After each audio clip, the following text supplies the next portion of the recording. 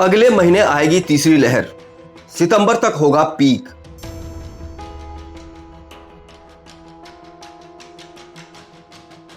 भारत में अगस्त के दूसरे हफ्ते तक खतरनाक कोरोना वायरस की तीसरी लहर आने की आशंका है, जबकि मामले सितंबर में चरम पर पहुंच सकते हैं। यह आशंका सोमवार को जारी एक रिपोर्ट में जाहिर की गई है। यह अनुमान ऐसे समय में जाहिर किया गया है जब देश में दूसरी लहर अभी खत्म भी नहीं हुई है। SBI रिसर्च की कोविड-19 the race to finishing line नाम से आई इस रिपोर्ट में कहा गया है कि टीकाकरण ही एकमात्र बचाव है, क्योंकि वैश्विक डेटा से पता चलता है कि औसतन तीसरी लहर के मामले दूसरी लहर के चरम मामलों के लगभग 1.7 गुना हो सकते हैं।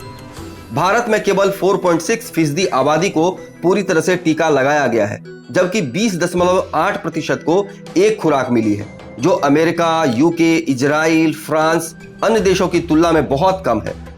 रिपोर्ट के अनुसार स्टेट बैंक ऑफ इंडिया के ग्रुप चीफ इकोनॉमिक एडवाइजर सौम्य कांति घोष ने कहा, भारत ने 7 मई को दूसरी लहर का पीक हासिल कर लिया था और मौजूदा आंकड़ों के अनुसार देश में जुलाई के दूसरे हफ्ता में लगभग 10,000 मामले आ सकते हैं। उन्होंने कहा, हालांकि ऐतिहासिक रुझानों के आधार पर कम से कम 1 महीने बाद चरम मामलों के साथ अगस्त के दूसरे पखवाड़े तक मामले बढ़ना शुरू हो सकते हैं।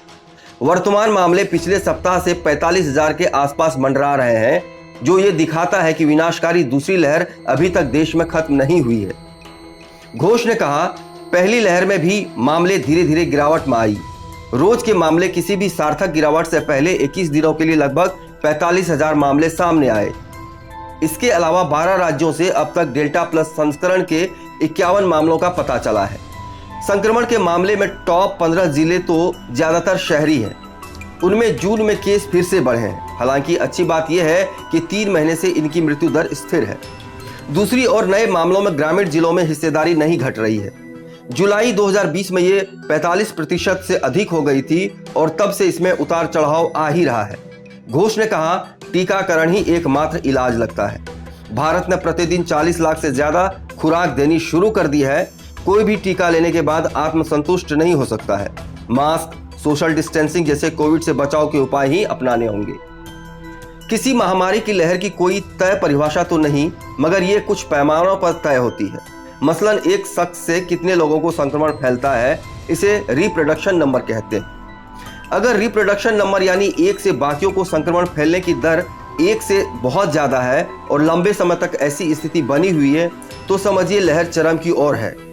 वहीं अगर ये नंबर लंबे समय तक 1 से बहुत कम बना हुआ है, तो लहर खत्म हो रही है। भारत में कोरोना के मामलों के ट्रेंड को देखें तो इसका अंदाजा मिलता है। कोविड के शुरुआती मामले मार्च में आए, जबकि पहली लहर का चरम सितंबर 2020 था।